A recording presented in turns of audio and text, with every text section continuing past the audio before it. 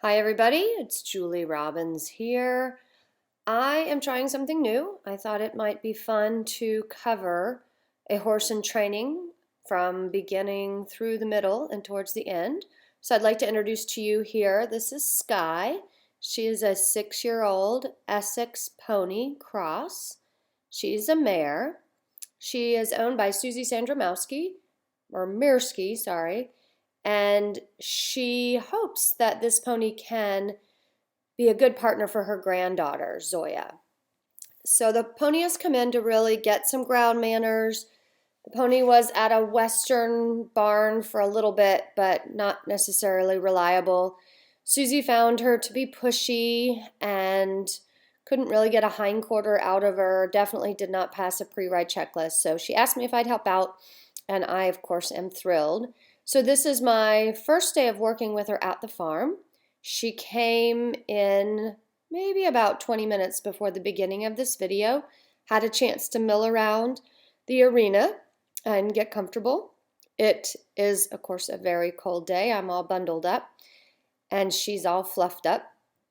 I've worked with this horse a couple of times at Susie's house and at first just really found her a bit bulky.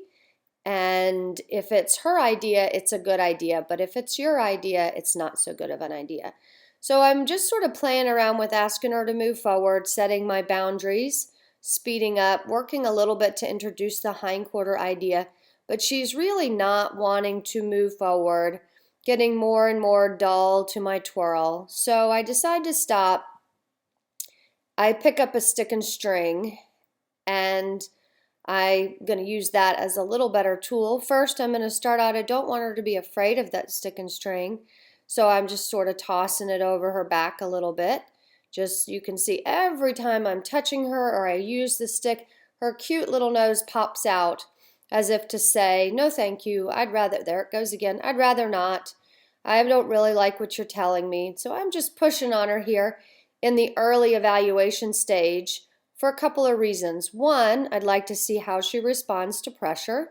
Can she yield her shoulder as she did there nicely?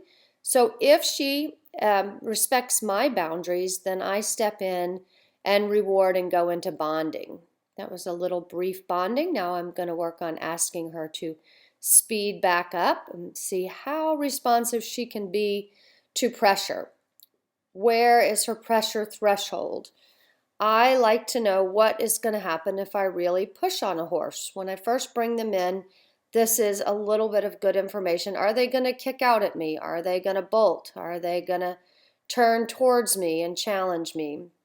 Are they going to think about just taking off and ripping the line out of my hand? I kind of want to know these things. I'd like to be able to push this horse through the walk, into the trot, and into the canter. And in between those parts, I'm doing a little bit with hindquarters, and because this horse is pushy with her nose and shoulder, specifically her shoulder, I am going to work really hard on trying to get that shoulder to move over.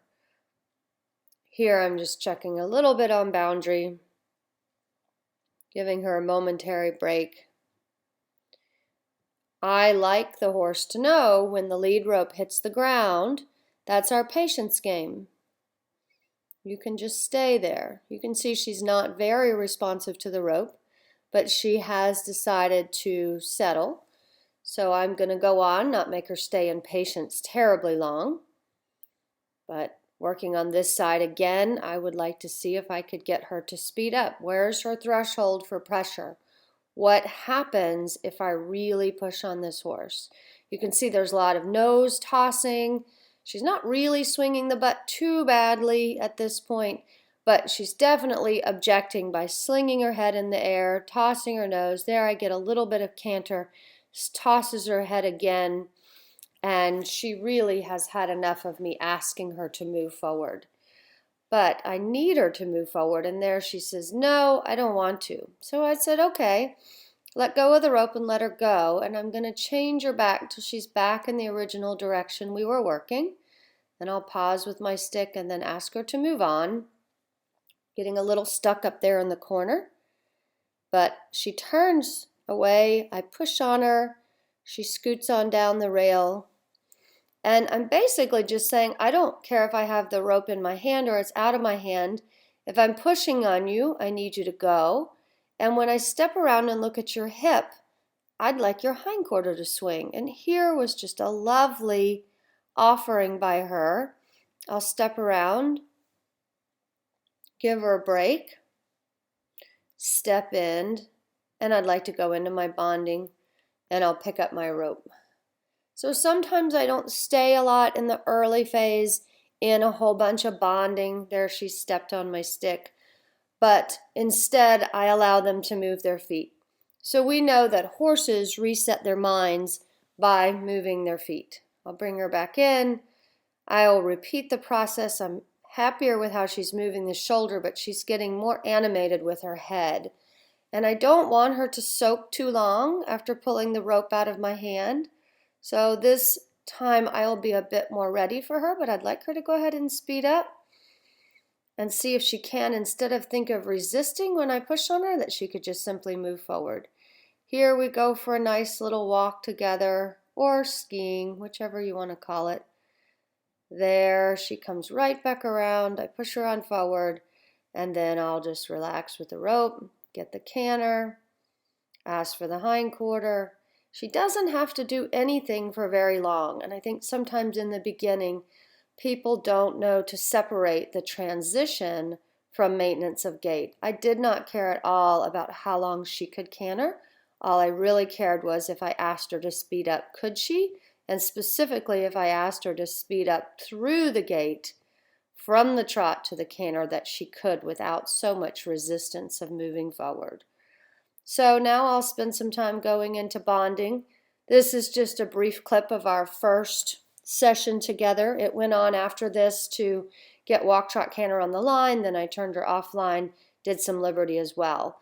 But for her first session, I'm very pleased. She got some licking and chewing, going into some bonding, and we'll be all set to get to work. I hope you enjoyed this video and follow the progress of Skye as she goes from silly pony into a wonderful partner for Zoya and Susie's family. Thanks so much for watching.